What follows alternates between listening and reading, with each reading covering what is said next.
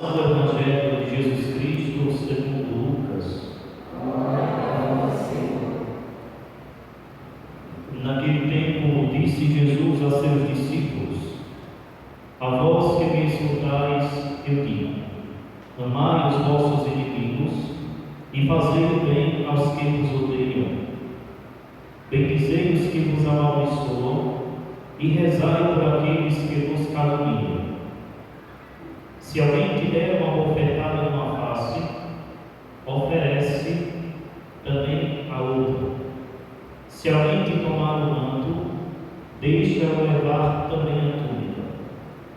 Dá a quem te pedir, e se alguém tirar o que é teu, não peças que eu devolva. O que vós desejais que os outros vos façam, fazei-o também vós a eles. Se amais somente aqueles que vos amam, que recompensa tereis? Até os pecadores amam aqueles que os amam. E se fazeis o bem somente aos que vos fazem o bem, que recompensa tereis? Até os pecadores fazem assim. E se emprestais somente àqueles de quem esperais receber, que recompensa tereis? Até os pecadores emprestam aos pecadores para receber de volta a mesma quantia.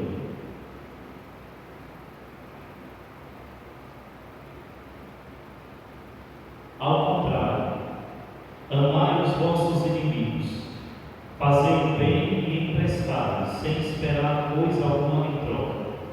Então a vossa recompensa será grande e sereis filhos do Altíssimo, porque Deus é bondoso também para com os ingratos e os maus.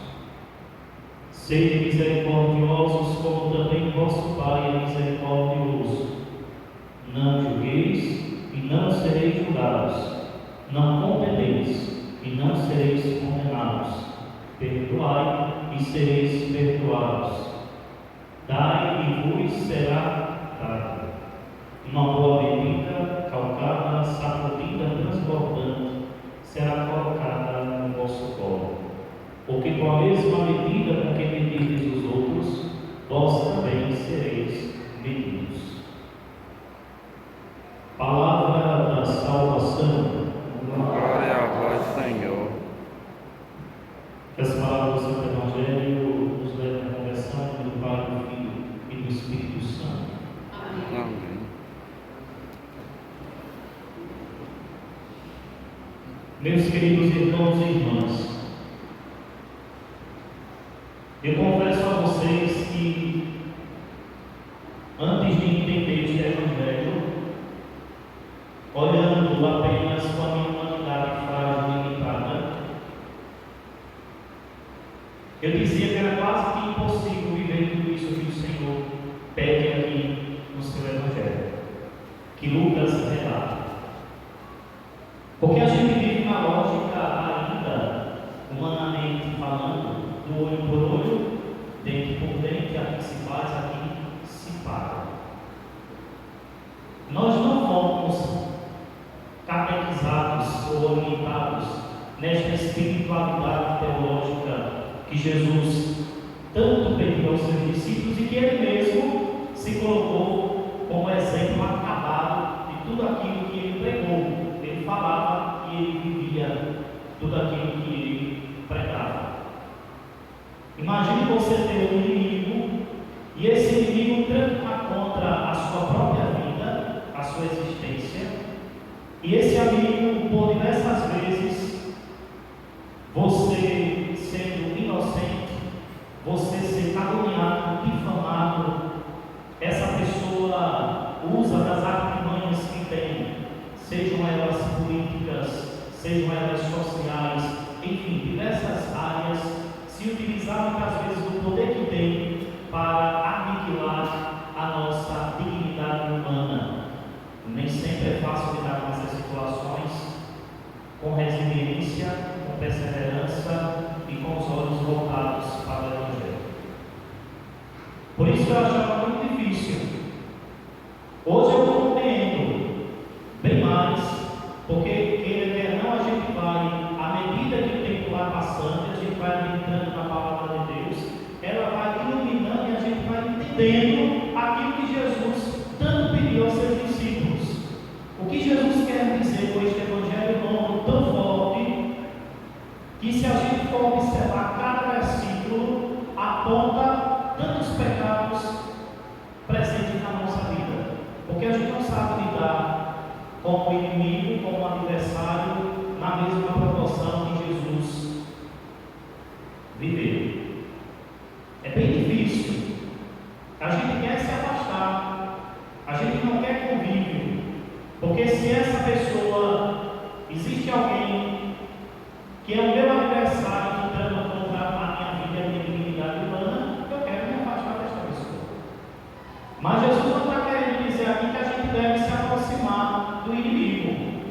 Jesus não está dizendo que a gente deve baixar a cabeça para a injustiça.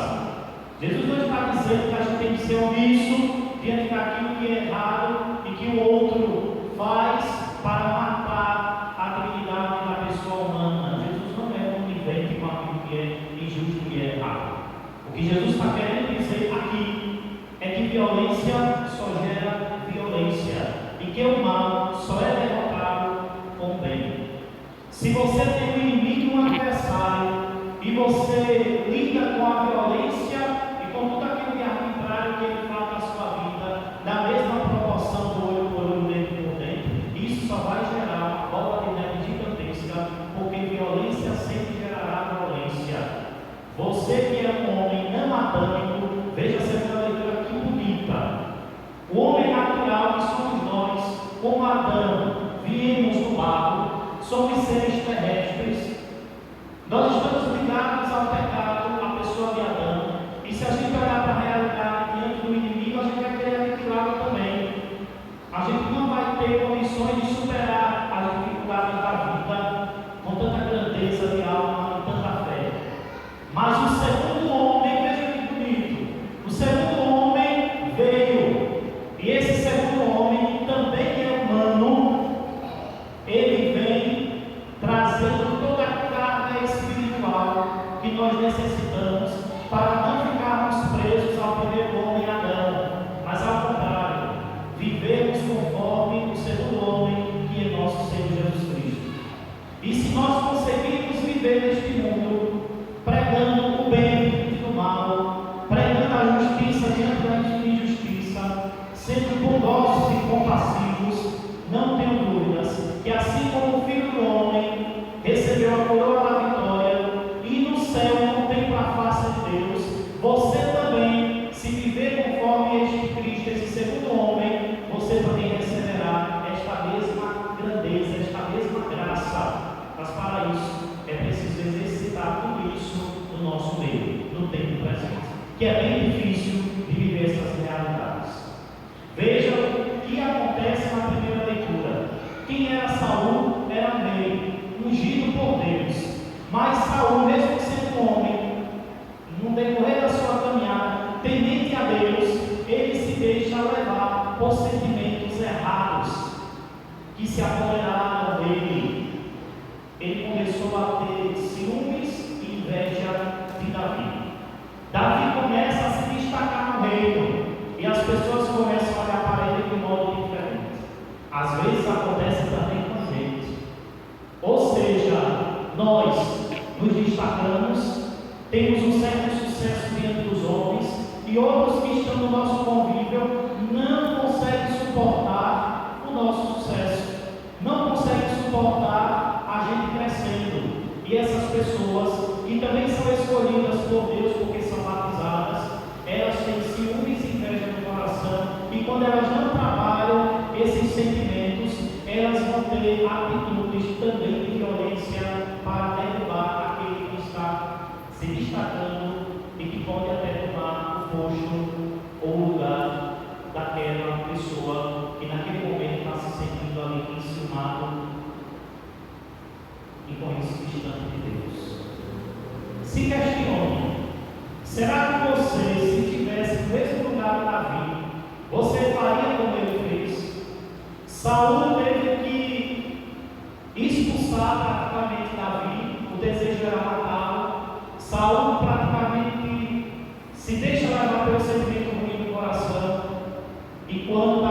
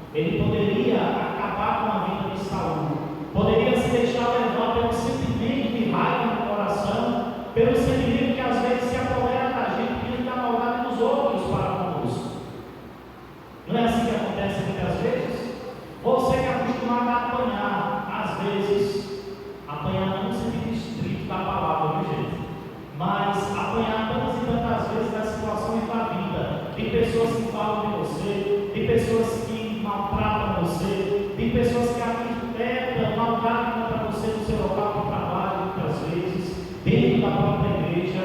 Então você, se tiver a oportunidade, será que você faria como Davi fez? Davi, que era um homem voltado para Deus, diz: não, eu não vou matar o ungido do Senhor, eu quero que ele tenha vida, e enquanto vida ele tiver, que ele viva feliz muitos e muitos anos. Não sou eu o autor da vida, portanto não vou tirar a vida de Saul. E prossegue o seu caminho. Se você estivesse diante do seu inimigo, como eu disse, com a faca e o beijo na mão, como é que você se comportaria? Se você tivesse a oportunidade também de pagar a mesma moeda o mal que já lhe fizeram, será que você teria esta grandeza de viver conforme Cristo viveu? Ou você seria aquele Adão velho e pecador que se voltaria para o pecado e com certeza iria aniquilar o seu inimigo? Como é que você se comportaria? O Senhor nos diz qual é o segredo. Se der uma bofetada, você ofereça outra. Se arrancar um manto, entregue a túnica. Não viva neste mundo pagando o mal pelo mal, porque isso só vai gerar discórdia e divisão.